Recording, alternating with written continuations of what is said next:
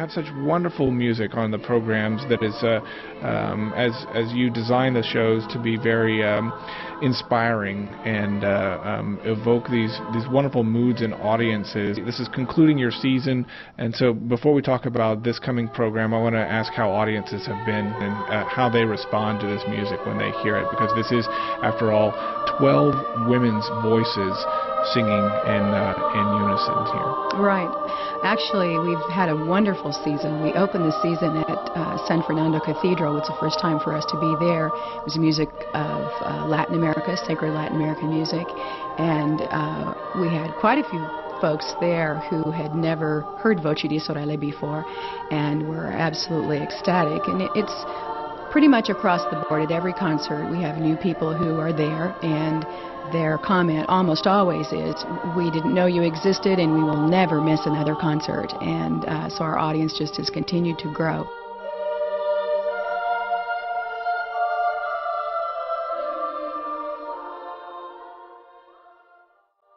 Where do you discover new music for the ensemble?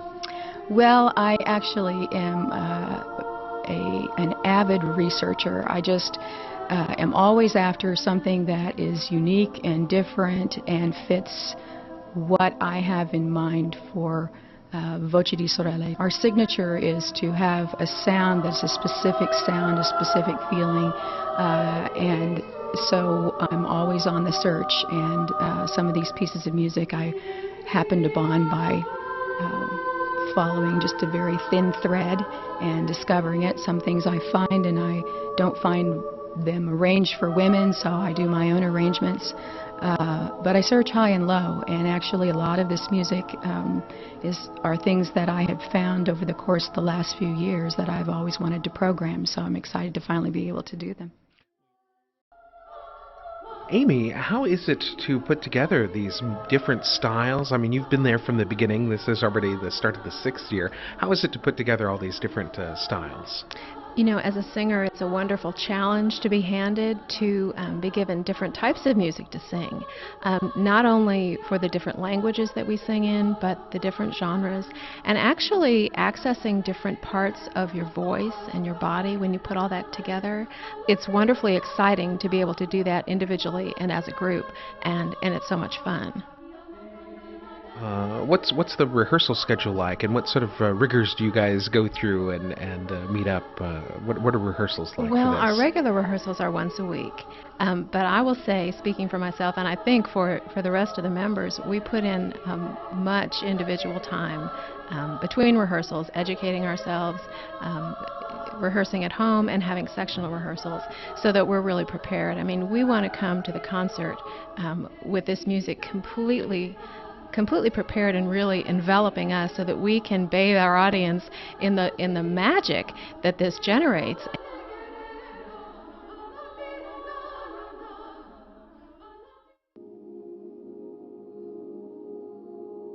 There was a nice article in Essay Woman about the ensemble not too long ago, and that article, the author is talking about the really close bond that the women have in Voci di Sorelle. Could you tell me about how it is that y'all work as a group and that closeness that you have with one another?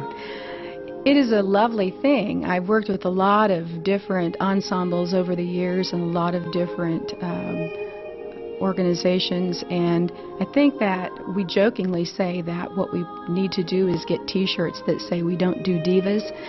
I think that's one of the secrets, is there's no sense of competition among the women. It is one of really a sisterhood where we, when new people come in, we embrace them because we know that that they're all on the same level in terms of they've been invited to be a part of Voci di Sorelle, which is a wonderful thing and a rather exclusive thing. And so to be one of 12, and then we spend time together. We have retreats. We spend time just socializing together as well, which also grows that bond. But there's something that happens when you're making music together with one another, and there is no competition.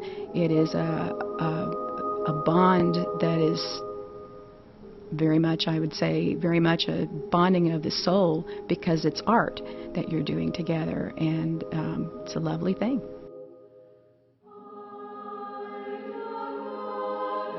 it's just been wonderful. Our audience has grown, and anybody who comes to hear Voci di Sorelle is hooked for life, I think. It's almost as though it's an oasis in a way.